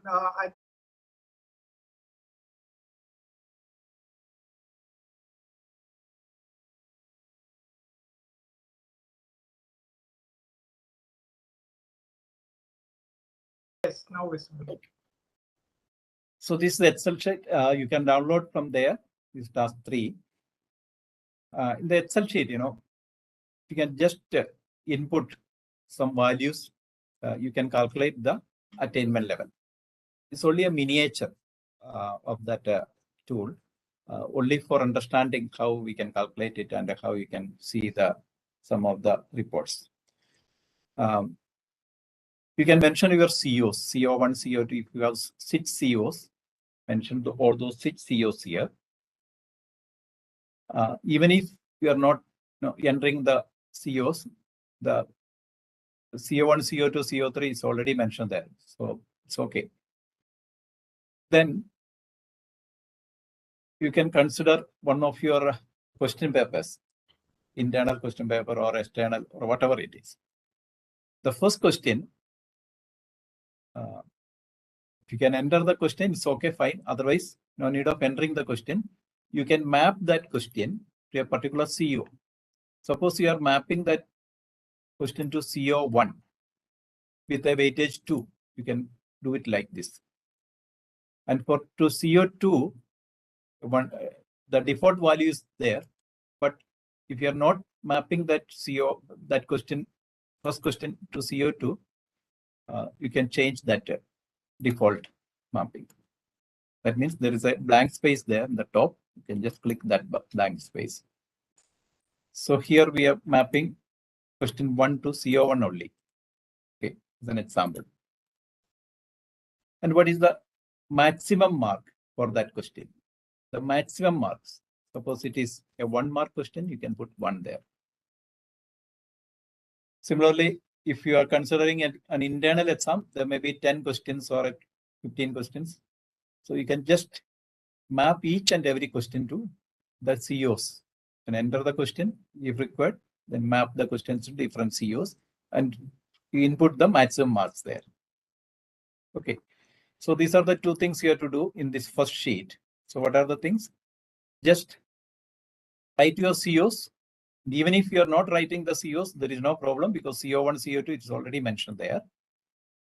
You can type your questions, otherwise it's not a problem because question numbers are already there. But you have to map each and every questions. Suppose there are 10 questions for your internal exam. Map those 10 questions to different COs like this and input the maximum marks, not the marks scored by the student, input the maximum marks in the last column. Then go to the second tab, second page. You can see the mark entry. Here, you consider 10 students, roll number 1 to 10. Okay, if you want to enter the name, you can enter the name there. Otherwise, also there is no problem because the roll numbers are there, 1 to 10. Then, here you have to enter the mark, the student's mark. See, for example, roll number 1. The question number 1, you have maximum 1 mark. Suppose he is getting 0 mark, put 0 there.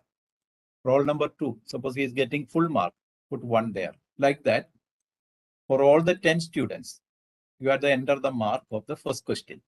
Similarly, if you are considering 10 questions, enter the mark of those 10 questions. Okay, for each of the students.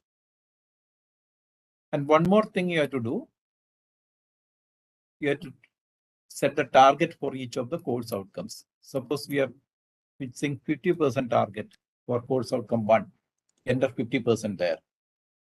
Then if you're having 60% target, if you're putting 60% target, put 60% there. Similarly, for each of the COs, you have to put the target.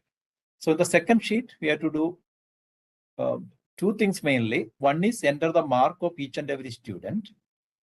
We are considering 10 students. Okay, 10 students. If required, you can put the name there. You can enter the name there. Otherwise, no problem. Roll numbers are already there. Then enter the marks of those 10 students for each of the questions you have considered. If you have considered 10 questions, enter the mark of 10 questions. And set the targets here. And finally, number of students. If you are considering 10 students, number of students you can mention there. And finally, the third page, you'll get the course outcomes. Okay.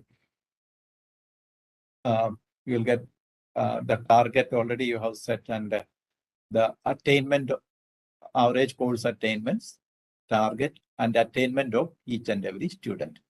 So once if you enter all the values there, the first and second page, second tab, you'll get a value like that. So this is today's task, and you can complete that task today or tomorrow, depending on your time. Okay.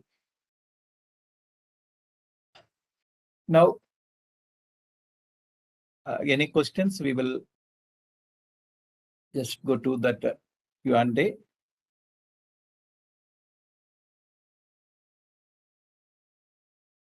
Yeah, what is the basis for setting CO and PO target?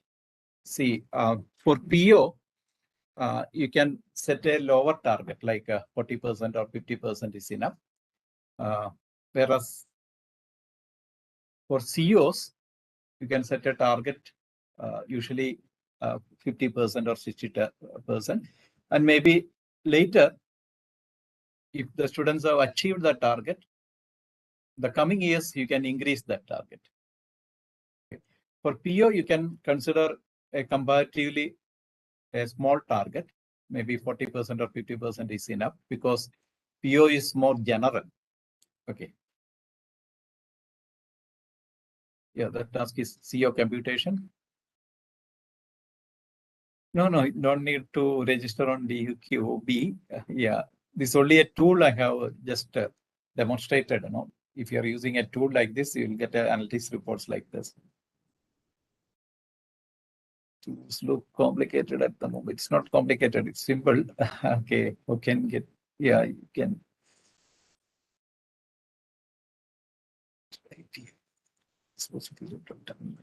Just one question: how can we get this tool?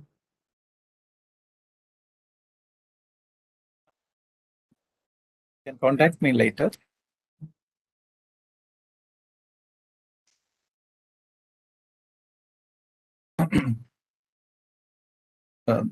Okay.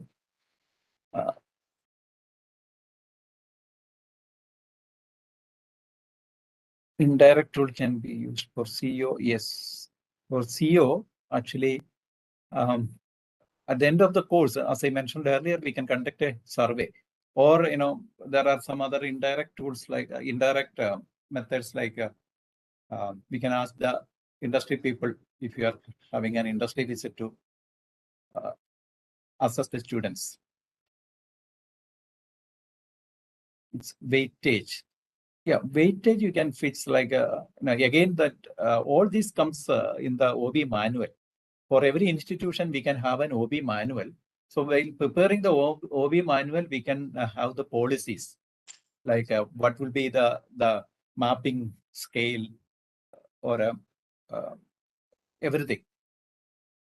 A tough task from the part of teachers to assess every student individually. Okay. So to be frank, I will tell you, implementation of OB, it will take 2-3 years. No, all of a sudden we cannot do it. From our experience, you know, we started in 2016 in Marian College. Maybe you know now also we are learning more things. So this is a process where a lot of learning is required, and we are mentoring many institutions now. They're also, you know. We asked the faculty members to start with the, you know, the basic things like initially they have to design their COs, POs, VSOs, etc. Maybe they are following some already they have some assessments or some activities. So start with those things, and maybe after 1 year they will learn more, or they can improve on their activities or their assessments, or they can bring in new methods, new teaching learning methods, etc. So over a period of time, it will progress like that. And finally, maybe after the completion of one batch, maybe a UG program in 3 years, definitely you can be an expert. For PO, can placement be used an indirect? Okay. It's a good question, but that also depends, you know. Even I can tell you from my experience, for in the IT industry, I have a student, not from Marian. I have mentored a student who failed for all the subjects in his BTech exam, and he is from mechanical background. But now he is working in a multinational company, drawing a salary of 33 lakhs annually. And now he got an offer from Google, and I think the salary of is around 90 lakhs. Okay. So these are, yeah. So if you properly implement OB, definitely the skills of the students will improve. Low, then how we can improve? If the target fixed is higher and attained is low, then how we can improve? Yeah. There I told you, you know, we can have more activities. See, for example, one example is communication skills. So if the target attained is less, So for communication skills, we can have n number of activities. We can conduct debates, or we can have some other activities, so that we can improve the attainment level. Does it become subjective? When we evaluate CIVO for activities, does it become subjective? No. We have to design tools, for objective evaluation, definitely.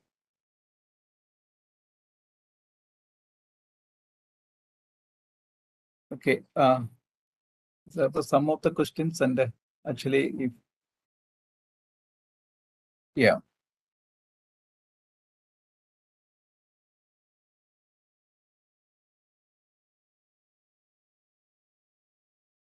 So now we want your feedback also.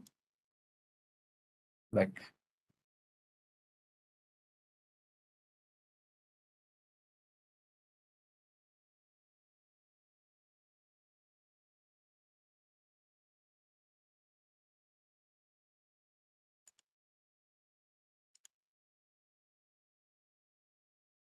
how to, my question is, sir, can you suggest how to come up with the evaluation formats for IQAC?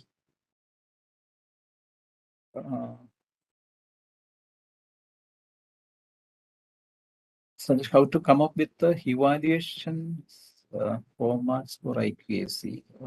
I couldn't understand the question. Evaluation formats for IQAC. I have shared my WhatsApp number. Madam, if you can share your question later, I think I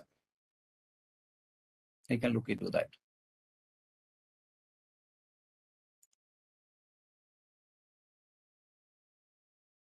Okay, I'm sharing one more Mentimeter slide.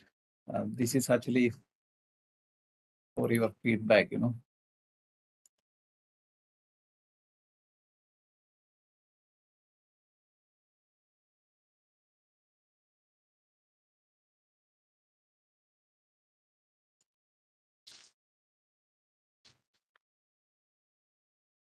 So I shared a link in the chat box, and also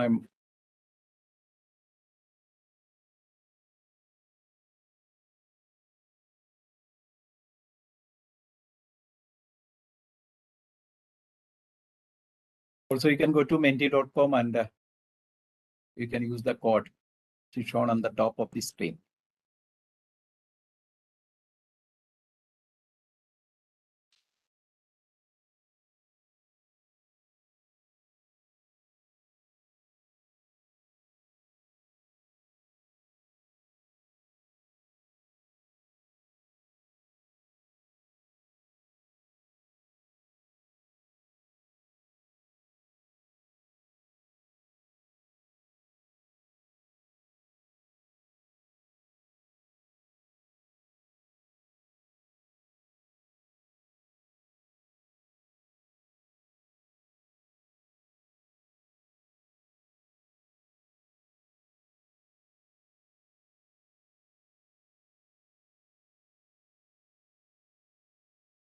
Okay, so I hope this is the trend.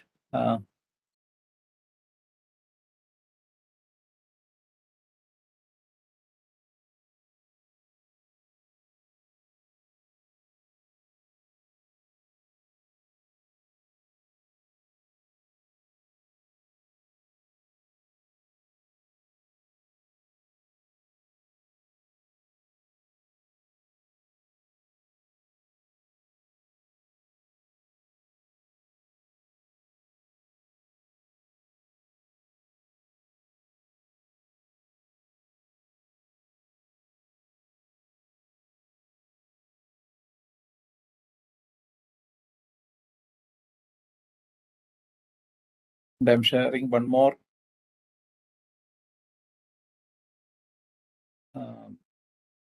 slide for your response.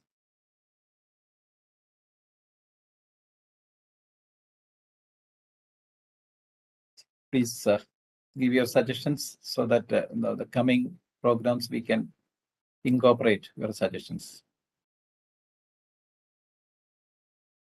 Same link you can use. Same link you can use, and otherwise you can go to menti.com. You can use the code there.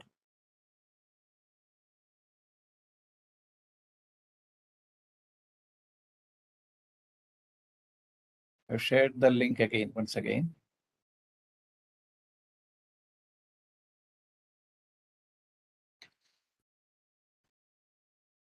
This FTP is also an example of a blended learning, like we have live sections and at the same time we have learning management system, so that we can do the task and assignments. And most of the features of Moodle is incorporated in the learning management system, so that more learning is happening there.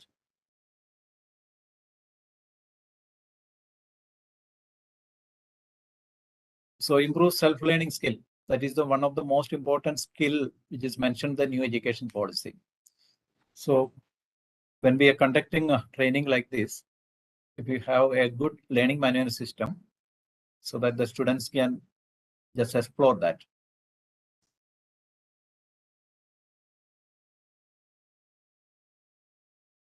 Okay, thank you for your response.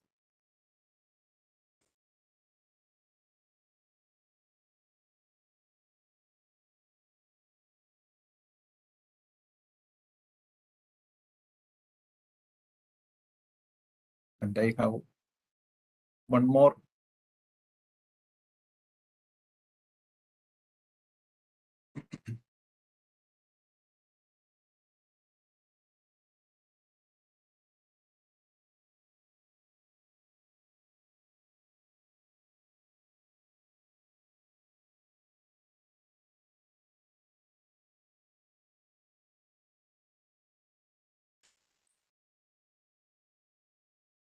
So I have shared another link.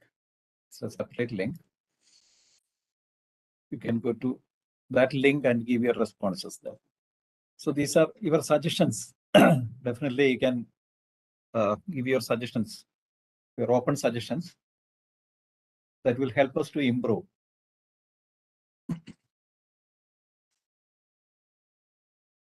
You can use the link. It's already there in the chat box. Otherwise, you can go to menti.com.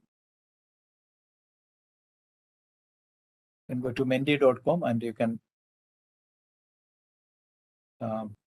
give that support. Menti.com and use the code there, which is given on the top of the screen.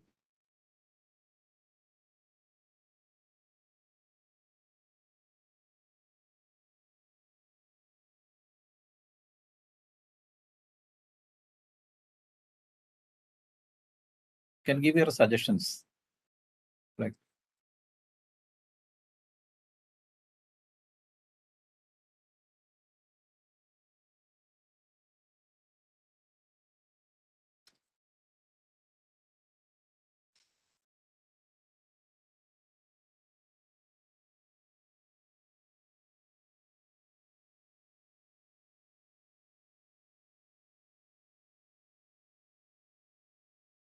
okay.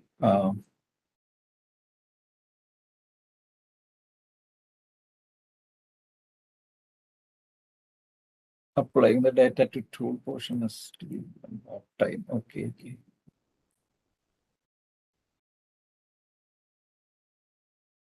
Definitely, we need more days. Actually, usually we conducted for 7 days. This time, because of some other constraints, we have limited to 5 days. And our next faculty development program is starting on March 8th. That is for 7 days. Okay. Just supposed to get queries solved and for good discussion to happen. Definitely, all the sessions.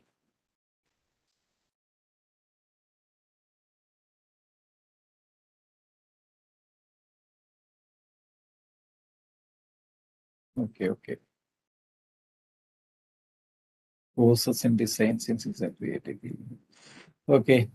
So a lot of suggestions we received. Thank you for all your suggestions and all for your support. Definitely, we will incorporate many of your suggestions in the coming faculty development programs. Yeah. Okay. So one suggestion I received is, if somebody is available for doubt clearing while you are doing the task and assignments in the LMS. So, okay, that's a good suggestion. So we will try to incorporate all these, many of these suggestions in future. Okay.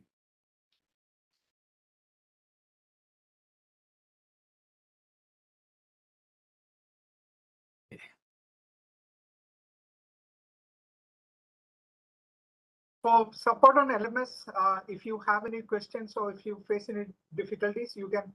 I've actually posted a number which you can actually call or message. You can post it there, and if we will get back to you on the questions if you face any difficulties. Please note, everybody, that today is our last day of the FTP. Tomorrow we won't be having the session, and there is the feedback form available in the LMS. Please do fill that up as well. And your certificate for download is also there in the LMS. That will be available on the 27th from Monday onwards. Monday, so your access to the LMS will be till the 28th midnight. So you have 2 days to download your certificate. Please make sure you complete all your activities and tasks before that, so that your certificate is ready for download by Monday. For accessing the LMS, I will give you the details. What you need to do is you need to make this payment to this account and also share the screenshot to this number.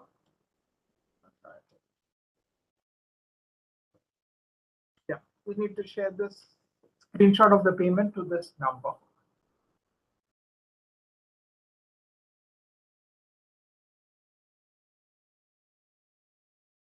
Okay, there are no further queries. We will wind up for today's section. Yeah, we will. Maybe if you have any doubts in future, I have shared my number. You can just send a message through WhatsApp. Yes, there's a question about LMS. LMS is available till the 28th of Jan. That is till next Tuesday, midnight. So your certificate will be ready for download by 27th. So you have 2 days to download. Make sure you complete all your tasks and activities before that, so that your certificate is ready to download, because you need to complete the tasks and activities for that certificate to be downloaded. Also, the feedback form is there in the LMS. We won't be sending any separate feedback forms to you. So please log into the LMS and access the feedback form in the LMS.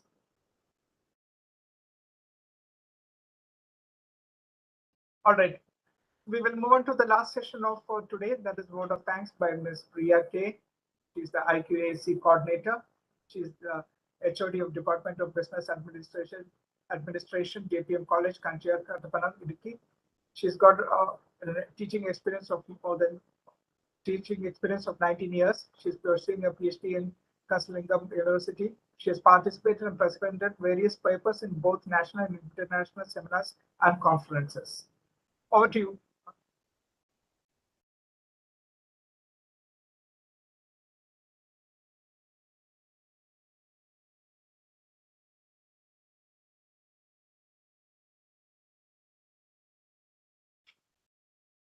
Thank you, 𝐶𝐚𝐭𝐢𝐨, sir. Good evening, all, once again. Esteemed Manager, JPM Institutions, Father Abraham Panikkulangra, CST, beloved Principal of JPM Arts and Science College, Dr. Sabu Augustine, esteemed resource persons, Dr. Mendus Jacob, CEO, IPSR Solutions, Dr. Sunil Job, and Dr. Suresh Nambudiri, all the principals, head of the departments, honorable teachers, researchers, and dear participants. I believe the world is changing fast, making the world, making us, we know it beyond recognition. Now, people are talking about knowledge economy, a new tool in the process of teaching and learning, in the process of acquiring and disseminating knowledge. It is in that somewhat formidable context that IQAC of JPM has decided to conduct a 1-week national level online faculty development program in association with IPSR Solutions Limited. And today we come to the end of the session. First and foremost, let me thank Dr. Sabu Thomas, Vice Chancellor, the inaugurator of the event. We had a wonderful beginning. Not only a Vice Chancellor par excellence, he is one of the widely recognized leading scientists of the world. He keeps watchful eyes on all activities of this fledgling institution. Thank you, sir. For Father Abraham Panikulangara CST, our manager, this institution and its development is at the core of his heart. He leaves no stone unturned when it comes to the faculty development because he is committed to provide quality education at his institution. To you, dear Father, our sincerest thanks.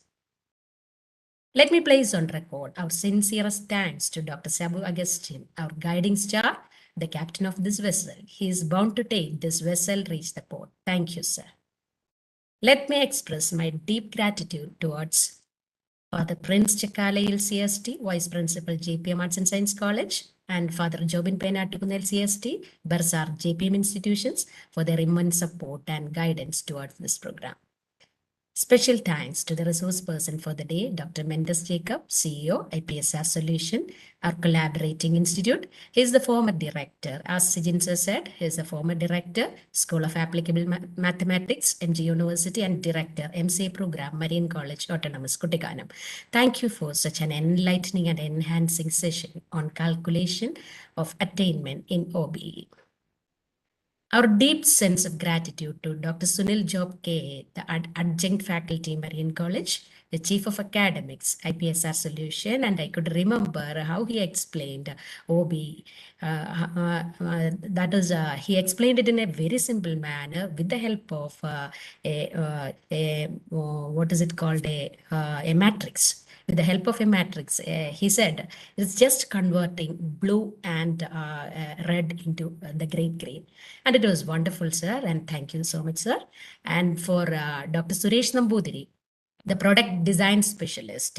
And the very interesting fact about him is that he has been a part of the team that developed the first indigenous car of India, Tata Indica. Thank you for associating with us, sir.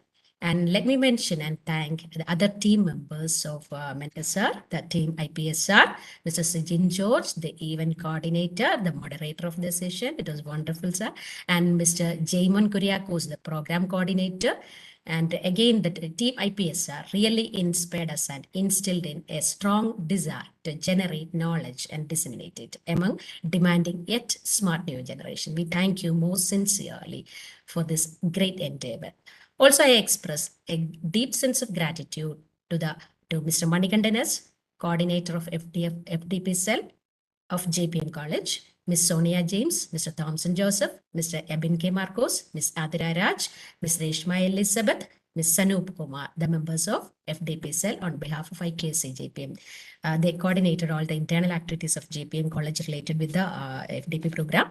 And we have almost 1,217 registered participants from all over India. I wish to thank all the participants, principals, HODs, IQC coordinators, researchers, and academicians for being a part of this program. And it really means a lot to us. Finally, I fold my hand in an act of gratitude to God for making this program IQSC a grand success. Thank you all once again. Thank you very much. Thank you, ma'am, for those wonderful words. There are a few questions. There is a few of the people have been asking how to access the LMS. To access the LMS, what you need to do is you need to pay a processing fee of ₹200 to the account details that I've given in the chat, and you need to post the payment details to this number +919420592530. Yeah, you need to post that transaction details to this WhatsApp number so that we will verify it and give you the LMS access if you haven't yet done it. If for the people who have already done the payment, please, you would have gotten a mail with the details to access the LMS. Please access the LMS for the feedback form. You will get that there. And on from 27th onwards, you will get the certificate for download. The LMS on total will be accessible for you till the 28th of February. All right, that's all from my side. Thank you all for attending this FTP. Thank you for your time. Thank you for Thank you, all the participants. Thank you for your valuable time.